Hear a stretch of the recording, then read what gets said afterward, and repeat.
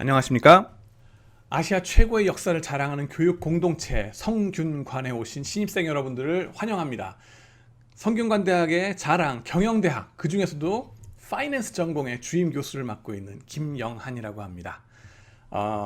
오늘 제가 한 30분 정도 비디오를 준비하는 거는요, 여러분들한테, 학부생 여러분들한테 재무 전공 쪽은 어떤 것인가, 그리고 이쪽을 졸업해 나서 증권사 계통이라든가 금융 공기업이라든가 외국계 은행이라든가 이쪽으로, 또 홍콩, 싱가포르, 그다음에 런던, 여러분 선배들 중에는 런던에 가신 분들도 많고 여러 국제적인 금융 중심지에 가서 일하시는 분들도 또 많이 있거든요. 어떻게 하면 그쪽으로 갈 수 있는가에 대해서도 또 말씀을 나누도록 하겠습니다. 우선 저희 재무전공의 어벤져스급의 우리나라의 최고의 연구력을 자랑하시는 자랑스러운 재무 교수님들을 소개해드리겠습니다. 최종범 교수님, 안희준 학장님, 박영규 교수님, 송교직 교수님, 서정원 교수님, 한중호 교수님, 신영석 교수님, 전 누굽니까? 접니다. 예, 김영한 교수입니다. 그리고 박흥주 교수님, 김다혜 교수님, 오종민 교수님, 백영원 교수님, 이렇게 계십니다. 자, 여러분들한테 질문합니다. 주식 투자에 대해서 금시초문이신 분, 한 번도 들어본 적이 없어요. 개미가 뭔지도 몰라요. 혹은 벼락거지란 단어 한 번도 들어본 적이 없습니다. 난 지금까지 대학 입시 공부만 해가지고요, 전혀 모릅니다 라는 분 계세요? 혹은 공매도라는 단어도 금시초문이십니까? 참고로 여기 2대1에 인터뷰하신 우리 안희준 학장님 나와 계십니다. 최근 들어서 게임스탑, 로빈후드 뭐 이런 거에 대해서 들어본 적이 전혀 없으세요? 혹은 동학개미운동, 혹은 서학개미운동, 혹은 게임스탑, 숏스퀴즈, 멜빈 캐피탈, 시타델 이런 데에 대해서 완전 금시초문이신가요? 혹은 3프로TV 이런 유튜브 채널들 처음 들어보셨어요? 이런 책들 처음이십니까? 아마 이게 다 처음이다 하시는 분들 거의 없을 겁니다. 경영학과 오신 분들은 최소한 한 번쯤은 이거에 다 한번 접해 보신 적이 있을 거예요. 또 한 가지 질문을 드리고 싶은 건, 여러분들이 투자를 한다 그러면 가치 투자를 하셔야 되겠습니까? 아니면 가치 투자를 하셔야 되겠습니까? 아니면 묻지마 투자를 하셔야 되겠습니까? 네. 자, 워런 버핏은 어디에 속할까요? 여러분들 증권사에서 일하시고 싶은 분들, 펀드에서 일하시고 싶은 분들, 가치 투자를 해야 되겠죠? 가치 투자 말고. 그 다음엔 여러분들 파이낸스에 좀 관심이 있다는 분들, 최근 들어서 주식 투자를 많이 하시는데, 그죠? 퍼가 뭡니까? 퍼. 밥퍼, 국퍼. 예? 자, 수많은 경제 채널을 보니까 이런 얘기도 하시더라고요. 개미분들. 퍼, PBR, PSR, PDR 어쩌고저쩌고 많은데, PR가 10보다 작으면 저평가된 거니까 사라 그러더라고요. 그래서 가자! 하고서 나가시는 분들 많더라고요. 근데 왜죠? 왜 그 하필이면 퍼고 왜 그 10이라는 숫자를 갖다 놓고 그러고 앉았죠? 몰라요. 전문가들이 그렇게 얘기하니까 가자! 이러시면 안 된다는 겁니다. 가슴에 손을 얹고 뭔 소리인지 모르면 투자하지 말라는 거예요. 짐 로저스 세계 3대 투자자라고 얘기하죠.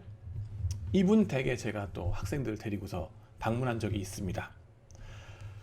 이분이 여보게 앤디, 학생들한테 이 두 가지 투자 철칙은 꼭 가르치시게. 뭡니까? 첫 번째, buy low, sell high. 뭡니까? 금이든 어떤 주식이든 쌀 때 사서 비쌀 때 팔아라 하는 거죠. 두 번째, don't invest in what you don't know. 모르겠거든 건들지 말고 투자하지 마라. 알고 들어가라는 얘기예요. 이 두 가지만 알면은 나머지는 다 뭐 거저 들어오는 거랑 마찬가지인 겁니다. 그래서 여러분들 이 두 가지 오늘 제 동영상 보면서 배우셨으면은 제 동영상 성공한 겁니다. 자, 근데 문제는 뭐예요? 바이 로우 셀 하이 하려고 그러면은 뭐를 기준으로 로우인지 하이인지 또 알아야지 될 거 아니에요. 공부를 좀 해야지 그걸 안단 말이지. 근데 공부라는 단어만 들으면 다들 언짢아들 하십니다. 지난 12년 동안 그렇게 학원 뺑뺑이 돌면서 여러분들 공부해 소리 들었는데 또 공부하라고요? 그래서 막 싫어들 하세요. 개미 투자자들 다 이런 식입니다. 뭐 좀 속성으로 빨리 되는 거 없을까? 근데 재무는요, 피라미드처럼, 수학처럼 기본이 안 되면 올려지질 않습니다. 사상 누각이 돼버리고 대형 참사로 이어집니다. 아예 못 올립니다. 그래서 여러분들 호흡을 길게 하고 차근차근히 배우셔야 됩니다. 수학적이라고 했더니만 더욱더 언짢아 하시는 분들 많으세요. 여러분들이 억지로 수학 공부를 좀 해왔고 뭐 그런 분들이 많아가지고 특히 문과 문송합니다라 그러려고 그러죠. 이제 못 빠져나갑니다. 문송합니다란 말 안 통해요. 그리고 경영학 이쪽으로 오셨다 수학을 공대생처럼 할 각오를 단단히 하시기 바랍니다. 공대생보다 더 수학을 잘할 생각하세요. 이제 걔네들보다 조금만 못해도 되지 않을까, 거기서 그냥 적당히 어떻게 점수만 채워서 되겠지라는 아니란 생각은 버리시기 바랍니다. 저는 여러분들이 세계 최고의 뱅커가 되시기를 바랍니다. 그러긴 위해서는 여러분들이 수학을 더 자신 있게 즐겁게 덤벼들 각오가 돼 있어야 된다고 생각합니다. 무작정 공부 안 하고 가즈아는 안 된다는 겁니다. 막 무작정 가즈아 그러니까는 뭐예요? 주식시장이 꼴 카지노판이라고 잘못 생각들 하게 되는 겁니다. 묻지마 투자와 패닉 셀링이라는 실수를 반복하게 됩니다. 탐욕의 도가니와 공포의 도가니를 투자자들이 무한 반복, 롤러코스터처럼 계속 반복하게 돼요. 10년에 한 번씩 금융위기는 꼭 옵니다. 10년에 한 번씩 버블도 꼭 옵니다. 지금 버블 막 주식시장에서 막 놓쳐가지고 내가 지금 벼락거지가 된 것 같다? 걱정하지 마세요. 10년 후면 또 와. 그 10년이 가기 전에 또 와. 최소한도. 그렇기 때문에 지금 준비를 해 두시라는 거예요. 차분히. 그래가지고 이 도가니탕과 도가니탕집을 계속 오르락 내리락 하시면 이게 무슨 도가니탕집 무슨 뭐 순례하는 먹방도 아니고 이게 뭔 짓이냐는 거죠. 예. 그래서 이런 버블과 패닉의 무한 반복 속에 우리는 지혜롭게 좀 살아남자. 기관에 백날 털리는 그런 개미들의 모습을 보이지 말고 우리는 좀 스마트 개미가 돼봅시다. 최소한도. 아니면 여러분 스스로가 기관 투자자가 되십시다. 헤지펀드 매니저 돼야 될 거 아니야, 여러분들. 그죠? 홍콩 가시고 뉴욕 가시고 런던 가셔야 될 거 아닙니까? 그런 야망 없이 여기 들어왔니? 설마 아니겠죠? 네. 주식 투자는 성교육 같아요 라고 박민수 씨라는 어떤 엄청난 개미분이 말씀하십니다. 머니투데이 기사에 나온 건데요. 3천만 원 들고 시작했는데 7년 만에 아파트 샀다고 합니다. 근데 이분이 남긴 명언이 이거예요. 성교육과 비슷한 느낌입니다.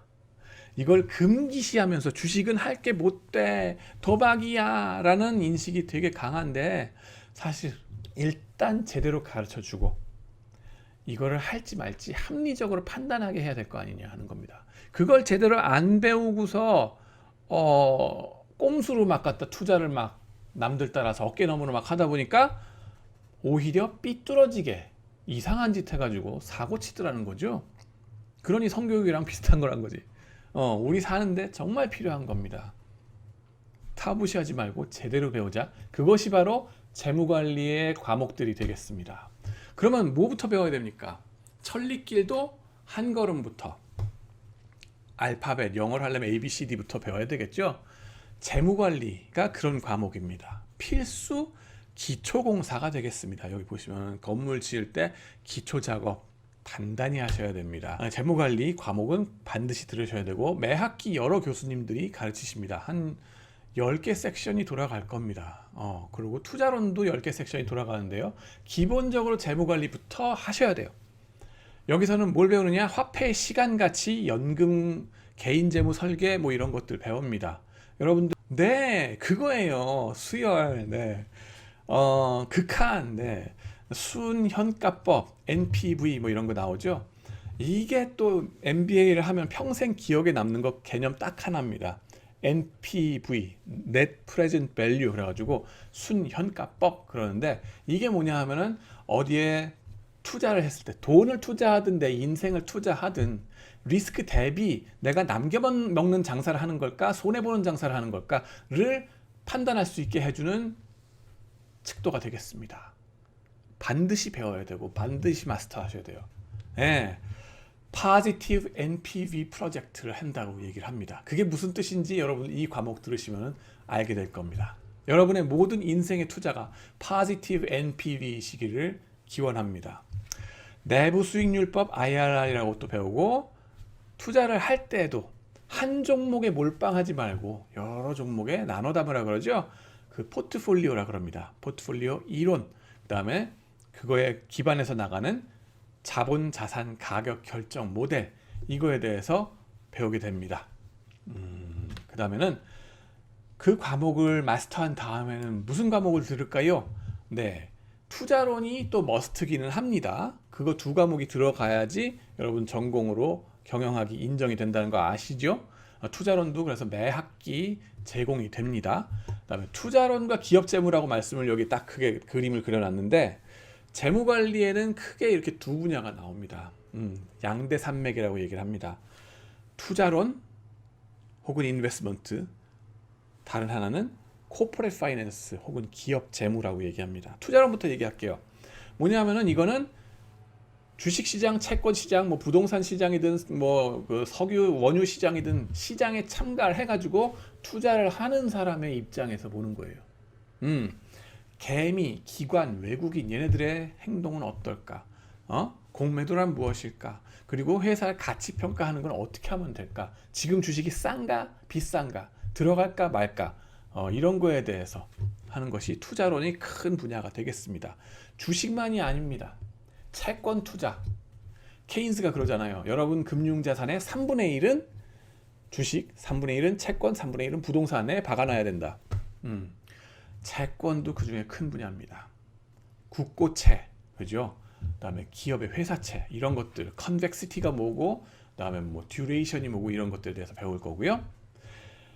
그 다음에는 그 포트폴리오 관리라고 지금 제가 내놓은 게 있는데, 그거는 이번 1학기 때부터 제가 가르치는 겁니다. 최영규 교수님이라고 홍콩 폴리텍에 계신 분하고 같이 조인트로 가르칩니다. 이분은 이튼 파크라는 엄청난 헤지펀드에서 몇 단연간 일을 하신 경험이 있고, 시티 글로벌 마켓에서도 일하신 분이세요.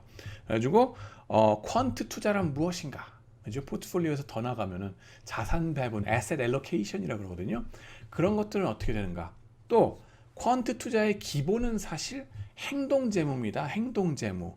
기존의 재무는 경제학적인 베이스예요. 모든 것은 합리적인 의사결정자들에 의해서 좌우가 되고, 시장의 모든 가격은 모든 정보를 반영을 제대로 한다 하는 건데, 심리적인 요소를 다 깡그리 무시하고서 했었어요. 근데 행동재무는 제가 참고로 앤디 킴이라고 불리는데 Behavioral Finance Guy라고 얘기합니다. 근데 행동재무에서는 그런 심리적인 것들, 사이컬러지가 어떻게 추가적으로 영향을 미치는가를 얘기를 합니다. 그런 것들이 퀀트 투자의 원용이 되고, 그런 것들이 나중에 핀테크까지 활용이 됩니다. 그렇기 때문에 포트폴리오 관리 엄청나게 재밌는 과목이라고 저는 자부합니다. 그 다음에는 기업 재무 전략, 이 기업 재무 쪽에 가시면은 박흥주 교수님께서 1학기 때마다 강의를 하십니다. 기업 재무란 건 뭐냐 하면은요, 퍼스펙티브가, 관점이 CEO와 CFO입니다. 회사를 내가 벤처 같은 걸 창업했어요. 그러면은 사업을 굴리긴 굴려야 될 텐데 돈이 있어야 될 거 아니에요. 누군가 투자를 해야 되는데 어떻게 투자금을 끌어모을까 하는 것부터 고민해야 되겠죠. 주주를 모집을 할까? 아니면 은행 빚을 질까? 아니면 사채를, 회사채라 그러죠. 회사채를 갖다가 발행을 할까? 이런 거에 대한 초이스 어떻게 해야 될까를 배우는 거 첫 번째. 두 번째로는 돈을 끌어모았으면은 사업 투자를 해야 되겠죠. 그러면은 투자하는 거가 공장 기계를 살까? 아니면은 R&D 연구 개발하는 데 투자를 할까? 아니면은 또 뭐 다른 회사를 잡아먹는 M&A에다가 써먹을까? 이런 것들 고민되겠죠. 어떻게 해야지 포지티브 NPV로 투자를 할 수 있을까 하는 거에 대한, 돈을 남겨먹을 수 있는가, 그죠? 그 주주들을 위해서 남겨줘야 되겠죠. 그런 연구를 하는 분야가 또 기업 재무의 한 분야가 되겠습니다. 세 번째로 뭐냐면, 장사를 딱 하고 나서 1년 주기로 장사를 하면서 이익이 남았잖아요. 단기 순이익이 남았으면 뭐 합니까? 뿜빠이를 주주들끼리 하든가, 아니면은 재투자를 하든가 결정해야 되겠죠. 그 배당 의사 결정이라고 합니다. 그거에 대한 연구고요. 배당을 하면 배당 아무나 합니까? 주주들 간에 대주주가 있고 군소주주가 있고 또 CEO가 또 있고 이들의 관계에 대해서 연구하는 게 또 지배구조라는 게 있습니다. 그 지배구조를 어떻게 강력하게 가져갈 수 있을까 하는 거를 배우는 것이 바로 기업 재무가 되겠습니다. 엄청 재밌습니다, 이것도. 그래서 박흥주 교수님, 그 다음에 신영석 교수님, 글로벌 창업과 비즈니스를 2학기 때 가르치시는데 이거는 파이낸스에만 국한된 게 아니라 전반적인 경영을 다 같이 하는 거기 때문에 거기서 약간의 맛배기식으로 배우시게 될 걸로 압니다. 여러분들이 1학년 때 이 과목을 하는데 사실 많이 충격을 받을 거예요. 신선한 충격을 위해서 좋습니다.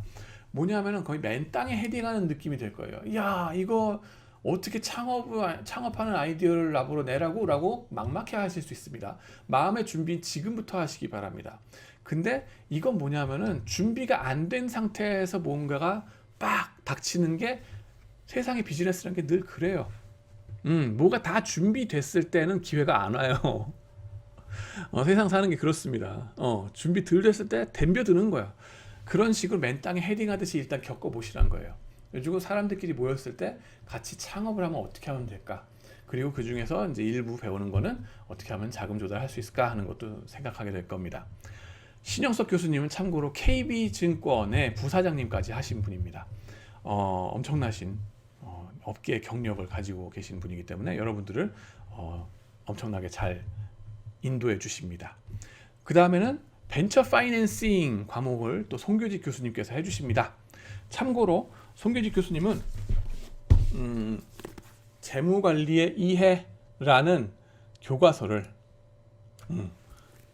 여기 있죠? 집필하신 엄청나신 교수님이십니다. 그래서 우리 송교직 교수님한테서 또 여러분들이 벤처 파이낸싱에 대해서 배웠는데 이게 뭐냐면요, 요즘 학생들 벤처 창업들 많이 합니다. 제 학생들도 보면은 지난 몇 년간 보면은 좋은 아이디어들 가지고서 이런저런 앱들 개발하고 공대생들하고 힘을 합쳐가지고 이런저런 개발들을 합니다. 공모전 나가서 상 타고. 그러면 이거를 진짜 사업화하고 싶다. 그랬을 때 저한테 물어봐요. 아이디어는 있고 이게 좀 상도 탔고 이런데 이거를 실제 사업을 하자니 돈 끌어모으는 걸 어떻게 해야 될지 모르겠습니다. 그래서 그거 좀 해주시는 과목 어디 없을까요? 라고 물어보아요. 그래가지고 저는 항상 송교직 교수님한테 가서 벤처 파이낸싱을 배워라 라고 권합니다. 그렇기 때문에 여러분들 가셔서 많은 것을 배우시기 바랍니다. 어떻게 하면 코스닥 상장까지 할 수 있을까? 그 IPO는 어떻게 하는 걸까? 이런 것들에 대해서도 많이 배우시게 될 겁니다. 되게 재밌어요. 그 다음에는 저 나왔죠? 네. 그 다음에는 재무라는 분야에 또 국제재무 관리라는 분야가 또 있습니다. 우리 박영규 교수님께서 1, 2학기 다 가르치시는데요. 1학기에도 한 섹션, 2학기에도 한 섹션 이런 식으로 몇 섹션이 열립니다. 그죠? 근데 우리 박영규 교수님 말씀을 드리면은 자, 국제재무 이 교과서를 집필하신 교수님이십니다. 네. 그래서 이 교과서를 가지고 저자 직강으로 여러분들이 들으시게 되겠고, 또 박영규 교수님의 증권 투자의 이해라는 책도 집필하셨습니다.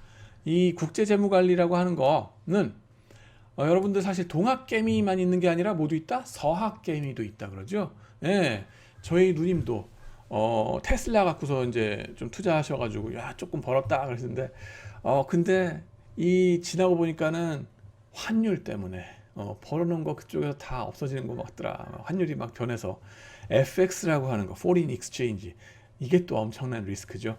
그거 관리 어떻게 하는가, 환율에 관한 거, 그거는 이제 필연적으로 거시경제에 대한 이해를 많이 요구합니다. 그리고 이자율에 대한 거, 같이 가기 때문에.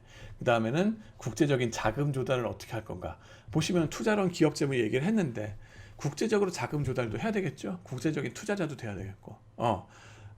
자금 조달 과정, 그죠? 국제적으로 유로 채권 발행하는 거, 또 해외 시장에 가서 주식 발행하는 거, 이런 거에 대해서도 또 재밌게 배우게 될 겁니다. 파생 상품론도 있습니다.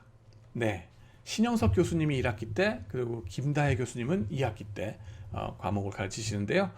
선물 옵션, 위험 관리, 금융공학 이쪽에 대해서 배우게 될 겁니다. 주로 투자론 쪽에 더 포커스가 될 겁니다. 뭐냐면은 기초 자산을 베이스로 뭔가 파생된 금융 상품들 얘기하는 거예요. 기초 자산, 금이 됐든 아니면은 채권이 됐든 아니면 주식이 됐든 요 기초적인 자산들은 이제 시장에서 트레이딩 되는데 얘네를 어떤 싼 값에 살 권리 그게 또 따로 트레이딩이 돼요. 얘네를 더 비싼 값에 팔 수 있는 권리 이런 옵션들 그죠? 그리고 미리 거래 가격을 확정해 가지고 트레이딩하는 거 그런 것들이 바로 이제 파생 상품들이 되겠습니다. 일본에서는 한 1000년 전부터 쌀 갖고서 파생 상품 돌렸다 그러죠. 이런 것들에 대한 얘기들 같이 배울 겁니다. 이거는 좀 더 수학적으로 많이 공부를 하셔야 될 거예요. 그거는 준비를 하시고 그 다음으로는 금융기관 경영의 이해라는 과목이 또 하나 재밌는 게 있습니다. 우리 한중호 교수님께서 강의하실 건데요. 여러분들 수출입은행 가고 싶죠. 산업은행 가고 싶어하고 한국은행 가고 싶죠. 그죠? 금융공기업 가고 싶은 분들 되게 많습니다. 알아 여러분들 나도. 하루 이틀 여러분들 만나보는 것도 아니고 근데 그런 중앙은행이란 건 어떤 존재인가 왜 그런 중앙은행이 필요한가 monetary policy 뭐 이런 것도 있잖아요. 화폐 금융 정책 이런 거에 대해서 그리고 quantitative easing 이런 것들 나가는데 그게 무슨 개념인가에 대해서 배우고 왜 필요한지 지금 돈을 막 찍어내는데 그런 게 어떻게 감당할 수 있는가 우리가 경제가 감당할 수 있겠습니까 어머니 그거에 대해서 배우는 과목이 이게 되겠습니다. 그리고 커머셜 뱅크 상업은행 투자은행 이쪽에 대해서 여러분들 투자은행과 증권사가 미국 말로는 우리 인베스트먼트 뱅크라고 하잖아요. 그쪽은 어떤 식으로 돌아가는지에 대해서 배우고 상업은행 기본적으로 그 대출 이런 것들이 어떻게 이루어지고 있는지 이런 거에 대한 그 금융기관들이 우리 경제의 혈맥이라고 그러잖아요. 심장. 이 금융기관이 파산을 하면은 심장마비가 온다 그래요. 경제 전체에서. 그렇게 중요한 부분이기 때문에 이거를 따로 여러분들이 공부하는 게 필요하다 하는 겁니다. 그래서 한중호 교수님한테 엄청나게 많은 걸 또 재밌게 배울 수 있습니다. 기대하십시오. 그 다음에는 여러분들이 흔히 할 수 있는 질문들 몇 가지 FAQ로 제가 한번 구성을 해왔습니다. 이 과목들 아주 재밌고 섹시한 과목들 많은데 이걸 동시 수강이 가능한가요? 라고 물어볼 것 같아요. 재무관리 과목은 별도로 한 학기 단독 수강하셔야 돼요. 이때는 여러분이 회계 기초, 회계 원리 이 과목을 재무관리랑 같이 들으셔야 돼요. 기본 베이스 깔아놓고 그 다음 학기에 투자론하고 뭐 다른 것들을 막 들으시면 되는 거예요. 오케이? 순서 없이 들으시면은 망한다. 예, 말씀을 드립니다. 그 다음에 두 번째 회계 말씀이 나와서 얘기인데 회계 지식이 얼만큼 필요합니까? 회계 원리는 일단 하셔야 된다 그랬죠. 예, 대차대조표 손익계산서에 대한 기본 개념은 필수입니다. 뭐가 차변이고 뭐가 대변인지 대변? 똥인지 된장인지 뭐 이런 거 여러분들 아셔야 될 거 아니에요. 그래서 필요한 거란 겁니다. 그다음에 단기 순이익과 현금 흐름이 어떻게 다른 건지 똑같은 거 아니에요? 발생주의란 게 있고 현금주의란 게 있거든. 그런 거의 차이가 뭔지도 아셔야 된다는 겁니다. 회계학에서 기초 한 과목은 수강해야 되고 이는 재무관리 수강과 같이 하셔야 된다 라는 말씀 드리고 그 다음에 또 관련해 가지고 많은 사람들이 궁금해해요. 재무 이꼬르 회계 아닌가요? 라고 물어봅니다.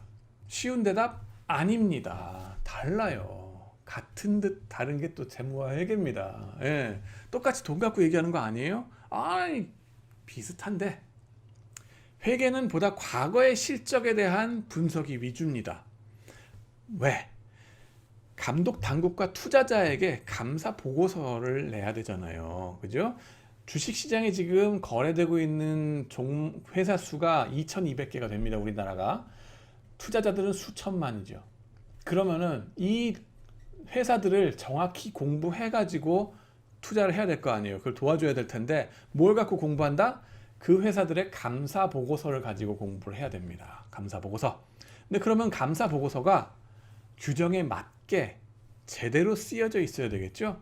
그래서 그거를 확실하게 해주는 역할을 하는 사람들이 CPA, 공인회계사가 될 겁니다. 여러분들 중에 많은 친구들이 공인회계사가 되고 싶다는 꿈을 가지고 여기 오셨을 거예요. 환영합니다. 좋습니다. 그쪽을 가는 것이 바로 회계 쪽의 과목이 되겠습니다. 그래서 회계적인 투명성, 적법성 이런 거에 대해서 확실하게 공부하는 것이 회계학이 되겠습니다. 반면 재무는 뭐냐면요, 미래에 일어날 현금 흐름을 예측하는 거, 그리고 그거를 현재 가치로 땡겨와 가지고 추정해 보는 겁니다. 가치 추정해 보는 거. 현재 가치화, 이로 인한 자본시장의 다양한 투자자들의 행동 이해, 개인 투자자들, 기관 투자자들, 뭐 이런 사람들이 어떻게 행동이 다른가, 뭐 이런 거에 대해서 얘기하고, 나중엔 또 펀드 매니저라든가 뱅커라든가 또 기업체에서는 CFO 있죠, 그쪽으로 가고 싶은 사람들이 이거를 들으면 좋습니다 하는 거고요. 물론 마케팅을 하더라도, 컨설팅을 하더라도 파이낸스는 필요합니다. 예, 제 친구 중에 맥킨지의 최초로 여성 파트너가 되신 분이 또 있거든요. 그 친구 보면은 전략만 잘하는 게 아니라 파이낸스도 잘해. NPV 계산을 해줘가지고 컨설팅을 해주면은 다 사람들이 막 와우 넘버 원 이렇게 되는 거죠. 파이낸스는 어딜 가나 필요합니다. 그 다음에는 재무에서 필요한 회계 지식은 어느 정도입니까? 아까 말했듯이 차변, 대변 구분할 줄 알아야 된다는 거. 그 기본적인 것만 몇 개 있으면 돼요. 꼭 CPA가 필요합니까? 는 아니에요. 꼭 그건 아니야. CPA를 하게 되면 그쪽 분야, 세부 분야로 확 들어가게 된다는 거. 그건 하나는 알고 계셔야 돼요. 그렇게 되고 이거는 파이낸스 좀 더 범용이다 라고 생각하시면 좋겠습니다. 물론 규모가 작은 회사에서는 재무와 회계 부서가 하나입니다. 혼자서 다 해야 돼. 벤처 하시면은. 근데 분화가 된 대기업 같은 경우는 이게 갈라질 수밖에 없어요. 자금 조달하는 재무부서, 그리고 그 투자자들한테 이 회계 보고를 하는 감사 보고서를 담당하는 회계부서 분리되어 있을 수밖에 없습니다. 자, 그 다음에는 경영 이꼬르 경제입니까? 라고 묻는 친구들 많이 있습니다. 궁금하실 거예요. 저도 궁금했어요. 이름이 비슷하거든. 경자 돌림. 형제 아니야? 형제라 그러면 괜찮긴 해. 근데 같은 건 아니야. 네. 경영이 공대라 치면 경제는 물리학입니다. 즉 경영, 공대, 응용학문, 경제, 물리, 순수학문이라고 보시면 됩니다.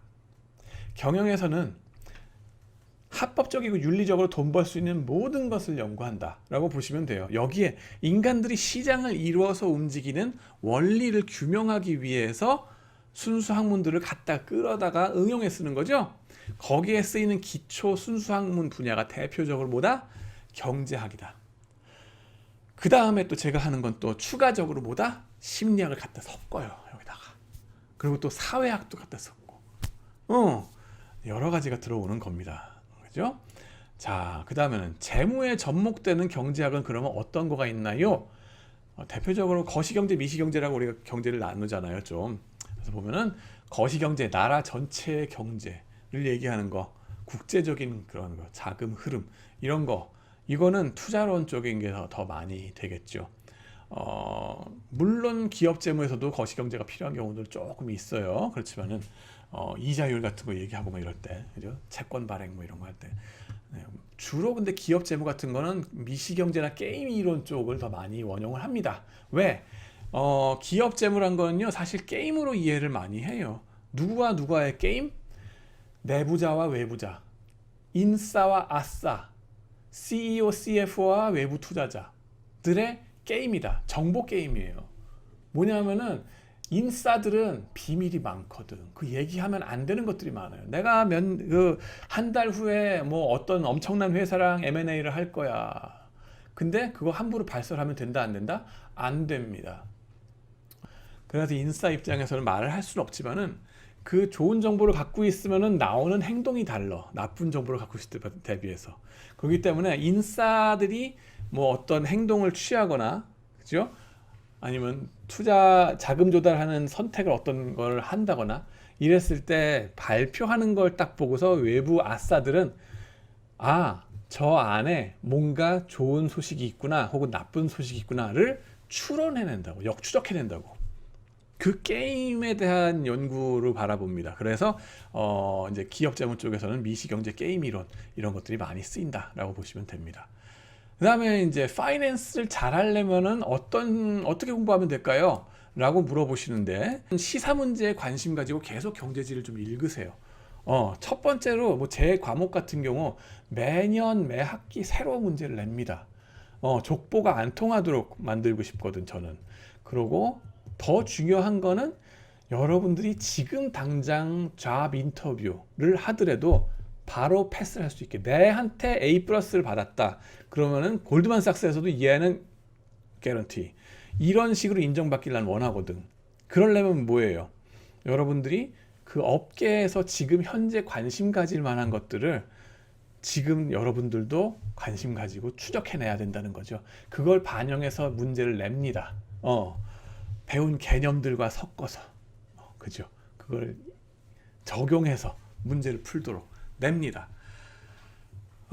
그러려면 시사 문제에 여러분들이 계속 업데이트를 해야 되겠죠. 놀라울 정도로 여러분들 학생들 보면은 이걸 안 해. 그래서 다 맞을 것 같은데 바닥을 깔아주는 학생들 되게 많습니다. 그렇기 때문에 이코노미스트 같은 잡지, 블룸버그 같은 것들, CNBC 영어 미디어잖아요. 그쪽의 것들 탐독하시기 바랍니다. 이거 영어 과목 아닌데 어떡하죠? 그렇다 하더라도 핑계죠. 그거는 무조건 읽으시기 바랍니다. 영어 잡지들 보기 창피해요. 쪽팔리면 근데 안 된다는 거예요. 남들이 날 쳐다볼까 봐 쪽팔려 하지 말고 영어를 지금부터 익숙하게 하시기 바랍니다. 그게 영어 강의든 한글 강의든 상관없어요. 강의는 한글 강의 들으시더라도 읽을 거는 영어든 뭐든 다 잡식으로 접하시라. 예. 왜냐? 여러분이 인생 어디로 어떻게 풀릴지 몰라요. 그렇기 때문에 이런 가장 좋은 영어 그 경제지는 이코노미스트입니다. 그래서 이걸 지금부터 1학년 때부터 4년을 쭈루룩 읽어봐. 그러면 여러분들 졸업할 때 되면은 엄청난 구루가 돼 있을 겁니다. 이코노미스트지의 기자분들의 실력, 그 내공은 정말 교수님들보다도 웬만한 교수님들보다도 훨씬 더 내공이 강합니다. 우리나라 경제지는 아쉽지만은 그게 좀 안 돼요. 전문성이 그렇게 많지가 않아. 왜냐하면 기자를 뽑자마자 다 어디로 보내요? 영등포 경찰서부터 보내서 사회부 기자부터 만들거든. 그러고 나서 뺑뺑이 돌리기 때문에 전문성이 쌓일 수가 없다. 그러나 이코노미스트 같은 데나 외국 기자 같은 데는 뭐냐면은 처음부터 그 분야의 전문성을 들고 파게 만들어요. 평생토록 판 사람들이야. 그렇기 때문에 그 내공이 장난이 아니기 때문에 여러분들 그걸 지금부터 탐독하시라 하는 겁니다. 그러고 나면 그거 너무 심각해요. 좀 쉬운 거 없을까요? 좋습니다. 유튜브 채널도 있어요. 슈카월드, 네, 제 고등학교 후배 있습니다. 되게 재밌어요. 그 슈카월드 가서 한번 좀 탐독하시고요. 그 다음에 3프로 TV도 아주 좋습니다. 그 외에 여러분들 좋은 채널들 많이 있으니까 좀 보시고요. 그 다음에는 물론 저도 채널이 있습니다. 닥터 파이낸스. 그래가지고 가끔씩 올려놓도록 하겠습니다. 파이낸스를 잘하려면 또 어떻게 해야 되나요? 또 물어보시는데 학회들 들어가서 같이 공부하고 네트워킹하고 알바, 인턴하고 현업의 감을 잡으세요. 학회 코너, 제가 지도 교수로 있습니다. 코너라는 데 들어가 보시고요. 파이낸셜 레인메이커, 스타 이런 데 활동들 같이 하시기 바랍니다. 기라성 같은 여러분들의 선배들을 만나서 그죠? 중요한 건 선배님들로부터 많은 걸 또 얻어 듣는 거야. 지난번에는요, 제 그 학생, 코너 학생 한 명이 어떤 부티크 투자은행의 인터뷰를 봤어요. 제 친구가 일한 그 운영하는 펀드에 이제 일을 하더니만은 그 인터뷰를 하더니만은 친구가 그러더라고요. 야, 뭐 애를 어떻게 가르쳤길래 이렇게 제대로 똑똑하게 잘 대답을 하냐고. 야, 난 가르친 거 별거 없어. 그냥 걔 그냥 코너에서 열심히 그냥 지 활동한 거야. 지네들끼리 뭔가 회사를 들고 파면서 막 이게 들고 파면서 공부를 하더라고요. 그 산업에 대해서 디테일하게 파고들고 어떤 산업이 될지 그 수백 가지 종류의 산업들이 있잖아요. 근데 자기 관심 가는 거 갖다가 그냥 막 갖다 혼자서 막 공부하는 거예요. 자기들끼리. 그거는 누구도 따라갈 수가 없습니다. 자기 공부에 자기가 미쳐버리는 거죠. 대단합니다. 그래서 그런 내공이 쌓이는 경험들 여러분들 하시기 바라고요. 업계에서도 그런 친구들을 원합니다. 그렇기 때문에 여러분들이 학회들 들어가서 열심히 활동하시기 바라고요. 그 학회에서 또 선배들이 때때로 우리 업종에 들어와서 일하려면 이렇게 하면 좋다라는 정보들도 이제 알려주고, 또 누구 뽑는 된다, 인턴 같은 거 뽑으니까 지원할 사람 하고 물어봐요. 그런 것들, 알바 다 지원해야 되죠, 그죠? 그런 거가 아주 중요한 경험이 됩니다.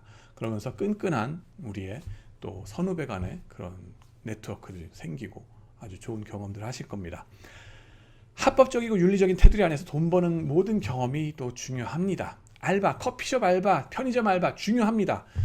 지금 당장 도움되는 거 아무것도 없는 것 같은데 어떡하죠? 그래도 뭔가 중요한 게 있으니까 경영적인 마인드를 가지고서 메모를 항상 해놓으세요. 어떤 점에서 그 개선할 지점이 뭐가 있겠다, 어떤 점은 또 좋았다, 이런저런 것들을 계속 기록해 놓으세요. 잊어버리면 끝나요.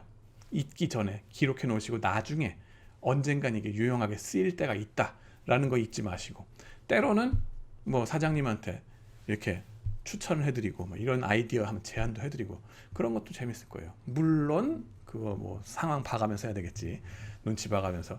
그 다음에는 마케팅 동아리, 컨설팅 동아리 이런 쪽도 많이 갑니다. 좋습니다. 근데 저도 학부 때는 마케팅 동아리 했었어요. 마프라고. 근데 저희 마케팅 동아리에 절반 이상이 다 외국계 투자은행으로 풀렸습니다. 그래서 여러분들이 학부 때는 어느 쪽으로 공부를 하든 간에 졸업하면서 나가는 건 어디로 갈지 또 몰라. 인생이란 건 모릅니다. You never know what you're gonna get. Life is like a box of chocolate 그러잖아요. 포레스트 검프 영화에서. 그 말 맞아요. 그러니까는 여러분들의 기회를 열어 놓으시라고. 오픈 마인드. 중요한 건 이거예요. 오픈 마인드. 나의 기회는 어디서 올지 모른다. 그리고 기회란 건 쓱 지나간다 그래요. 그걸 알아보는 눈이 있어야 되겠죠. 그걸 달라고 기도를 해야 되고요. 그 다음에는 그걸 잡으려고 손을 뻗고 난리를 치는 용기가 있어야 되겠죠. 그래서 용기를 달라고 또 기도를 해야 됩니다. 제대로 알아보는 눈과 그 다음에 뻗는 용기. 근데 의외로 거기서 사람들이 많이 놓칩니다.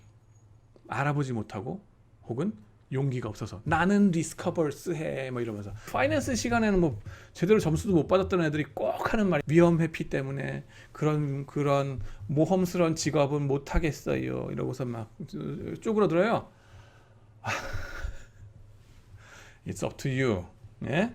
앰비션, 야망을 가지시라는 거예요. 오케이? 그 다음에는 또 여러분들이 뭐 금융 쪽으로 정말 더 들고 파고 싶다, 그죠? 특히 또 금융 공기업이라든가 이런 쪽으로 가고 싶은 분들, 한국은행, 산업은행 말씀드렸죠, 수출입은행, 기업은행 뭐 등등 해가지고 그런 쪽으로 가고 싶은 친구들은 또 펀드 매니징도 그렇고 경제학, 수학 공부를 많이 하셔야 됩니다. 예, 수학도 공부를 또 미적분, 그다음에 확률 통계 이런 것들 많이 해야 될 거고 좀 더 나가야 될 거예요. 해석학까지도 하고 뭐 이거를 아까 말씀드렸듯이 끝까지 가자. 어느 정도 문과니까 그냥 적당히 스탑하자가 아니라 나는 날개 달린 호랑이가 되겠다. 문과도 잘하고 이과도 잘하고 다 평정하겠다. 내가 왜 못해? 라는 그 마음을 가지고서 앰비셔스하게 댐비시길 바랍니다. 나는 성대 경영학과 여러분들 좋은 거는 그 앰비션이 있다는 거야, 여러분들이. 예. 그래서 그거를 가지고 끝까지 극한으로 몰아붙여 보자. 이러기 위해서는 사실 경제학과나 글경제학과의 경제학 동아리 애들하고 많이 어울리셔야 될 겁니다. 네. 걔네들이 하는 수학 공부, 도대체 이거 뭐 어떡하는 거예요? 난감할 수 있어요. 그렇지만은 그거를 차근차근 들고 파야 돼. 그러고 나면 어느 순간인가 보이기 시작합니다. 하루아침에 안 돼. 근데 이거는 차근차근 하셔야 되고, 그게 어떤 자격증으로 확 나오는 거 아니야. 그래서 답답하긴 한데 나중에 도움이 돼. 여러분들이 그러한 금융 공기업이라든가 아니면은 어떤 자산 운용사, 펀드 매니저 직업을 간다든가 하는 데 있어서 아주 중요합니다. 그리고 특히 요즘 또 뭐예요? 로보 애널리스트, 어드바이저 뭐 이런 거 하잖아요. 핀테크 회사들 그 들어가는데도 거기 공대 애들하고 맞짱 떠야 돼, 여러분들. 그죠? 피할 수 없어. 피할 수 없는 한 판이 여러분을 기다리고 있어. 한 판도 아니고 한 판의 연속이 매일매일이 될 거야. 거기서 적당히 나가 떨어져 주지라는 생각은 하지 말고 내가 이겨야 된다 라는 투지로 덤벼드시기 바랍니다. 지금 당장 안 될 것 같은데요. 걱정하지 말라고요. 지금 당장 공대생들을 다 이길 거라고 생각하지 마시라고. 첫 번째로 공대생들과는 협업이고, 두 번째로는 여러분들의 커리어는 지금 결정되는 게 아니고 앞으로 평생이다. 지금부터 그런 공부들을 수학이든 코딩이든 이런 것들을 가랑비에 옷 젖듯이 꾸준히만 하면은 4년 후 혹은 10년 후, 그죠? 그때는 10년 후까지 취직하지 말란 게 아니라 취직하고 나서, 그죠? 취직하고 나서 한 10년이 됐을 때 되면은 여러분이 더 전문가가 돼요. 예, 제가 아는 삼성 SDS에서 일하신 그 네트워크 쪽에 프로그래밍 전문가분은 전공이 영문학이었어. 근데 자기 공부에 자기가 미쳐서 하면은요, 공대 출신보다 더 잘할 수 있어. 그게 여러분의 잠재력이니까 자신감을 가지고 하시기 바랍니다. 그 다음에 뭐 무슨 학원 가서 공부하겠다, 무슨 고시 공부 학원 하는 게 하고 싶으면 하세요. 말리지는 않아. 근데 그 기회비용이 엄청 크다 하는 거는 여러분들 알고 가시기 바랍니다. 여러분 부모님 세대 80년대 학번들이죠. 그분들이 대학 다닐 때는 대학에서 공부를 안 시켰어. 못 시켰고. 그렇기 때문에 노는이 연불이라고 무슨 자격증 시험 혹은 뭐 행시 본다고 들고 파고 그냥 고시 낭인이 돼가지고 10년을 그냥 해도 잃어버리는 게 별로 없었어요. 기회비용이 적었다고 얘기합니다. 경제학 용어로. 근데 지금은 판이 달라졌어요. 세상이 달라졌고, 대학에서 안 놀아. 하루라도 더 여러분은 뭐 한다? 돈 버는 경험을 해본다. 합법적이고 윤리적인 테두리 안에서 모든 걸 다 경험하려고 애를 써. 애들이 벌써 눈에 불을 켜고 그러고 있기 때문에 여러분들이 어디 학원 가서 뭐 혹은 인터넷 강의로 누구누구 강의 되게 잘하네 이러고 있으면, 멍 때리고 있으면요, 잃어버리는 게 엄청 많다 하는 겁니다. 그래서 여러분들이 해야 되는 거는 현업의 분위기를 냄새 맡아보는 거. 이 업종은 이렇구나, 저 업종은 저렇구나, 다양한 걸 경험해 봐야 돼. 지금부터 4년 동안. 그래서 나는 신입생분들, 남학생들은 무조건 지금 바로 다 군대 가라 라고 저는 얘기합니다. 싱가포르이 그러거든요. 무조건 군대부터 일단 갔다 오고 나서 그 다음에 공부를 해. 장교든 뭐든 사병이든 필요 없고 일단 다 갔다 와. 그래야지 연속성 있게 공부를 할 수 있거든. 그게 되는 게 싱가포르예요, 사실은. 우리는 거기서 계속 여지를 두지. 한 1년, 처음 1년 놀아줘야 되는 거 아니겠어? 막 지난 12년 동안 개고생했으니까. 싱가포르는 거긴 더 고생 않다, 여러분. 입시 보기 위해서. 그런데도 군대부터 가요. 싱가포르의 수학이 얼마나 어려운지 여러분들 그 입시란 게 어떤 건지 구글로 한번 찾아보세요. 어떤 건지. 여러분만 고생한다고 생각하지 마. 중국에서 오는 칭화대에 가는 애들, 인도 공대에 가는 애들, 걔네들하고 여러분이 경쟁할 거다라고 생각하시면 돼요. 그렇기 때문에 놀아야 돼. 아니요, 군대부터 가세요. 갔다 와서 미련 없이 하세요. 병장제대 했거든요, 한국군. 근데 가려면 빨리 갔다 오는 게 좋습니다. 빨리 갔다 와서 연속성 있게 하세요. 그 다음에는 또 여러분들이 준비를 해야 되는 게 뭐냐 하면은, 졸업할 마당에 대기업이든 어떤 기업이든 입사 시험을 보잖아요. 근데 요즘은 뭐다? 입사 시험이 아니라 면접이다. 외국계 은행 가는 거랑 똑같다라고 생각하시면 돼. 난 저거는 외국계 준비하는 애들이니까 나랑은 달라, 길이 달라라고 생각하는 거 도태되는 지름길이다. 여러분들은 외국계가 하는 거랑 똑같이 연습하셔야 돼. 피할 수 없다. 피하지 말고 정복해라. 정복해라. 그리고 정복했다, 니네 선배들은. 그렇기 때문에 면접, 수시 채용 이런 거에 익숙해지셔야 돼요. 언제 그 공채를 봐서 뭐 스탠다다이즈된 표준화된 어떤 시험에 내가 만점을 받아서 천재로 인정받고 갈 거야 라는 구닥다리 마인드는 걷어치우시기 바랍니다. 여러분의 능력이란 건 그런 걸로 측정되는 게 아니에요. 그런 걸로 측정한다고 덤벼드는 회사 자체가 좀 문제가 있는 거라고 보면 돼. 그거는 능력이란 건 그렇게 측정이 되는 게 아닙니다. 이제는 여러분들 부모님 세대에는 진짜로 뭐 그런 스탠다드화된 시험 보여줘가지고 그것이 마치 공정한 것인 양 갖다 집단으로 뽑아놓고서 인사부에서 다 집단으로 뽑아놓고 그냥 무조건 돌려버렸어 여기저기에. 그래가지고 그 인사부에 잘 보이는 게 중요했었어요. 근데 사실 회사가 일을 잘하려 그러면은 인사부가 중요해요? 아니면 라인이라 그러지, 현업의 야전 현장에서 지금 필요한 그 사람들의 요구를 들어주는 게 중요해요. 현장에 있는 그 보스, 여러분의 직접 보스가 될 사람 있죠. 그 사람들이 제일 이 현장에 뭐가 필요한지, 어떤 인재가 필요한지 잘 안다고. 자기 자신이 제대로 된 애들을 뽑지 않으면은 자기가 망하거든. 그렇기 때문에 라인 매니저가 직접 관여해서 뽑아야 돼. 그런 시스템을 하는 게 외국계 회사고요. 그런 걸 이제 우리나라 기업들이 따라가기 시작했어요. 지난 몇 년 내로. 현대, 삼성, 이번에 SK 다 그런 식으로 갑니다. 그러고 나면요, 인사부의 권한 확 줄어들고, 그죠? 그게 제대로 된 기업이야. 제대로 하는 거고. 그런 거에 여러분들 적응을 빨리 해야 돼요. 그거 하려면은 레주메 빨리 써야 되고, 레주메 쓰는 거 순식간에 될 것 같지? 안 됩니다. 남들 다 그 기회비용이 많이 들어간다 그랬잖아요. 4년 내내 갈고 닦아야 돼요. 레주메 쓰는 방법도. 여러분이 일을 해 나가면서, 경험을 쌓아 나가면서. 그죠? 그것도 한글로 영문으로 다 할 줄 알아야 돼요. 중국 가고 싶은 사람은 중국어로도. 그죠? 그런 거 하루아침에 될 것 같죠? 안 됩니다. 된다고 믿는 거 뭐라고? 근자감, 근거 없는 자신감. 그렇기 때문에 여러분들 정신 똑바로 차리시고 지금부터 긴장해서 그런 거 준비하셔야 됩니다. 그래서 심지어는 전 그렇게 얘기를 해요. 인터뷰를 언제 어느 순간에 그 날과 그 시간은 아무도 모른다. 도둑과 같이 기회가 올 거란 말이야. 그때에 인터뷰를 할 때 라인 매니저가 당신을 보고서 얘는 내일부터 당장 이 자리에 일 시켜도 되겠다 라는 느낌이 팍 오도록 그렇게 만들어야 돼요. 여러분이 복장도 인터뷰할 때도 그렇고 누굴 만날 때도 그렇고 학생다운 모습보다는 더 넥타이도 매고서, 내지는 은행 같은 경우는 좀 더 보수적이거든요. 그런 거 준비를 할 줄 알아야 돼.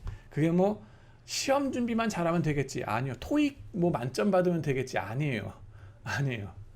토익 그게 다가 아니에요. 그거는 옛날에 구시대적인 거다라는 거 잊지 마시고, 네, 긴 시간 동안 여러분들한테 제가 여러 가지 재무관리 전공에 대해서도 소개를 했고, 그 다음에는 취직 준비를 어떻게 해야 될지 요즘에 그런 거에 대해서도 또 말씀을 좀 드렸습니다. 그러니까는 너무 충격받지 마시고 준비들 앞으로도 잘 하시기 바라고요. 또 이따금씩 질문이 있거나 그러면은 언제든지 저한테 와서 질문하시거나 아니면 이메일 주셔도 대환영입니다. 그리고 유튜브 채널 닥터 파이낸스 쪽에 댓글로 남겨주셔도 좋습니다. 제가 또 질문에 대답을 또 최대한 해보겠습니다. 그러니까는 다음번에 또 뵙기로 하고 오늘은 여기서 인사드리겠습니다. 감사합니다.